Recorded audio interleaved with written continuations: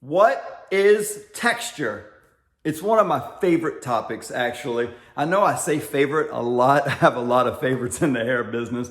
But what I like about it is there was a time when I didn't quite get it. And now that I get it, I realize there's really no place to help hairdressers understand, or even clients understand, what it is. So when we say coarse or fine, what do we mean? Or somebody has thick hair or thin hair. When I say, my, she has such thick hair, what does she really have? A lot of hairs? A lot of hairs close together? Very big hairs? So when I say texture, I don't think the word texture is enough. What does it mean? So let's kind of run through some of the things it could mean. Let's talk about just the hair size. First, you've got fine, medium, and coarse.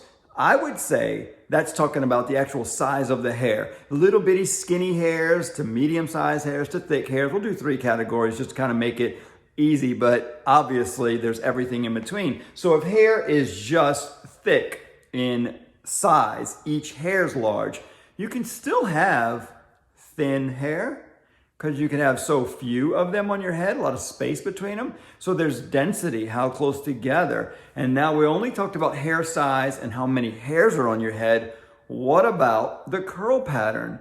In general, straight hair is a little more round in shape and curlier hair is a little flatter. That's what causes it to kind of curve because it doesn't have too much detail. Let's just talk about this. If hair is wavier or curlier, it tends to look thicker. 2 straight hairs lay right next to each other. But when they're wavy, you see they start to do things like push off of each other and create some movement. And that's why in the 80s and 90s, perms were so big. People were trying to get more movement, more size, more density. And so by putting texture in a curl situation, gave them more fullness. But my quick advice before you end up in a salon asking for something that hairdresser cannot do, you see, I'm on the hair forums all over the country and I watch the questions, and behind the customer's back sometimes the hairdresser's saying, I have an appointment tomorrow. This client wants this. How do I do it? I'm thinking, say no. You don't know how to do it. You should not be doing this at the last second, figuring it out and just doing it.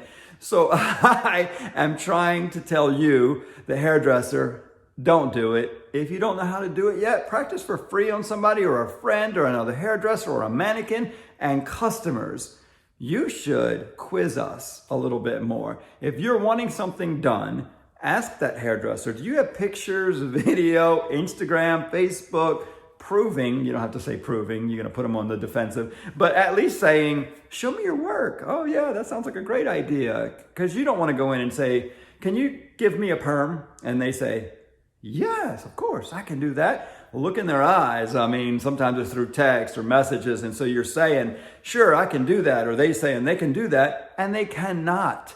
So don't just trust it. Say, oh, great, show me some pictures of your work. I'd like to see that last perm you did, that last relaxer you did, that last straightener, that last body wave, whatever it is, whatever you're getting, you should look for some sort of proof in a nice way.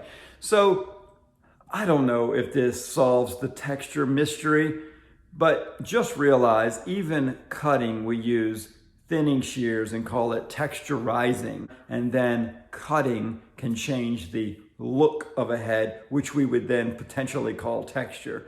So maybe that clears up a little bit of the texture conundrum.